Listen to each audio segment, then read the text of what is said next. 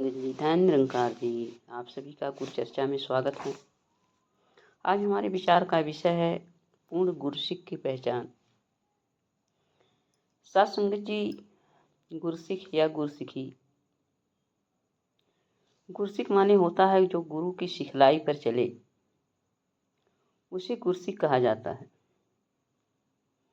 गुरसिखों का जीवन मर्यादित होना चाहिए, यानी मर्यादित रहना ही गुरसिखी है। इसी में गुरसिक की मर्यादा है और उसके गुरु की भी मर्यादा है। साध संगत जी, जिन्होंने गुरु की सिखलाई को पूरी तरह अपना लिया, गुरु की सिखलाई को जीवन में उतार लिया, वो पूर्ण गुरसिक हो गए। उदाहरण के लिए हनुमान जी, चाचा प्रताप सिंह जी, भाई लहना जी पूर्व गुरसिखों की श्रेणी में आते हैं। साध संगत जी, इनका जीवन गुरु की सिखलाई पर खरा उतरा, इसलिए जो है पूर्ण गुरसिक बन पाए। साध संगत जी, पूर्ण अवतार वाणी में शहंशाह जी फरमा रहे हैं, संत वही जो बिना नाम के और नहीं कुछ कर सकते, संत वही हैं बिना हरि जो पल भर भी नहीं रह सकते। अर्थात संत अर्थात गुरसिक है, वही हो सकता है जो बिना सद्गुरु के, बिना निरंकार के, अर्थात जो नाम दान हमें मिला है, इसके बिना एक पल भी नहीं रह सकते। बिना परमात्मा के ध्यान के उनका जीवन क्षण भर नहीं रह सकता है। जिनके दिलों में गुरु की सिखलाई घर कर जाती है, वे गुरु की चर्चा, गुरु के बताए गए कर्मों के बिना एक पल नहीं रह सकते हैं। वे या तो हरि का गुणगान करेंगे या तो दीनों की सेवा में लगे रहेंगे। उनके मन में कोई काम छोटा या बड़ा नहीं होता।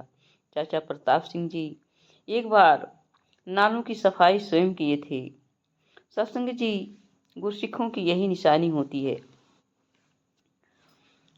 क्योंकि गुरसिख जो होते हैं वो किसी काम को छोटे बड़े देखकर नहीं लेते हैं। सत्संग जी, पवित्र अवतार वाणी में बाबा जी कह रहे हैं, गुरसिखों की यही निशानी वचन गुरु का पाले जो, गुरसिखों की यही निशानी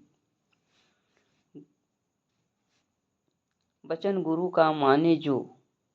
सत्संग जी, बाबा कबीरदास,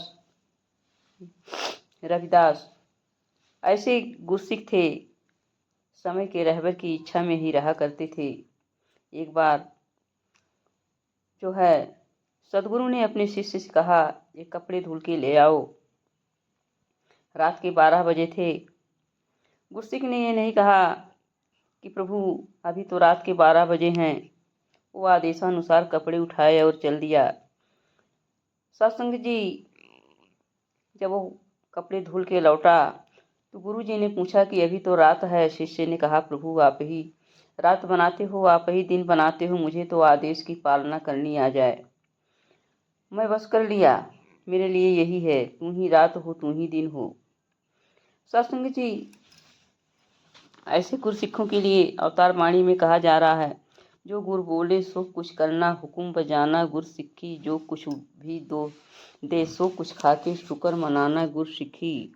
अर्थात गुरु का आदेश आ जाए, बस काम होना शुरू हो जाता है।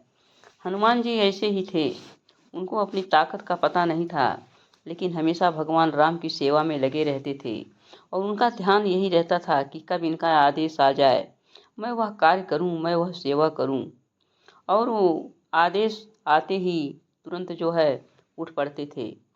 सत्संग जी, गुरु के वचनों को हूबहू मान लेना ही गुरसिखों का धर्म होता है और उनके लिए कोई धर्म कर्म नहीं होता है।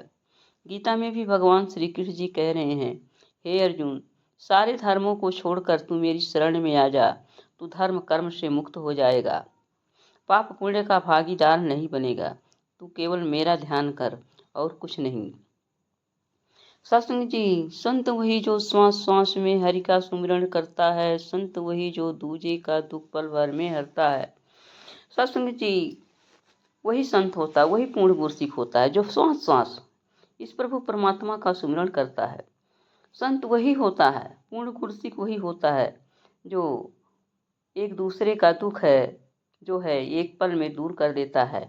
अर्थात सत्संग जी, जो भी संत की शरण में आ जाता है, संत जो है उसे इस प्रभु परमात्मा को सद्गुरु की कृपा से दर्शन करा देता है, अर्थात उसकी झोली में भी ब्रह्म ज्ञान डाल देता है।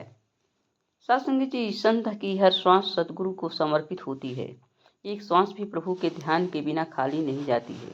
उसके मन में दूजे के भले की कामना रहती है। दूजे की सेवा में उसे आनंद की अनुभूति होती है। सत्संग जी, श्वास श्वास सिमरन तो तभी संभव है जब हमें गुरु के आदेशों में कहना नहीं बहना आ जाए।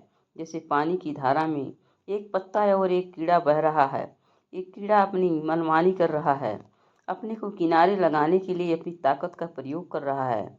उसे दुख की अनुभूति हो रही है और पत्ता पानी की धारा के साथ बिना कुछ है किए बहता जा रहा है। उसे आनंद की अनुभूति हो रही है, यानी पानी का बहाव दोनों को ले जा रहा है। लेकिन एक जो है अपनी इच्छा से चल रहा है और एक जो है परमात्मा की इच्छा से चल रहा है।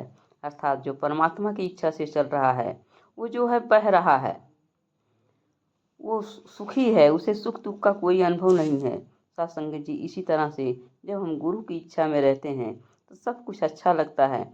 मनमर्जी करते हैं तो वही चीज़ हमें बुरी लगती है। आइए हम गुरु की इच्छा में रहना सीखें और पूर्ण गुरसिख बनने के लिए तैयार हो जाएं। पूर्ण गुरसिख बने तभी हमारा जीवन सफल होगा। प्यार से कहना, धन निरंकार।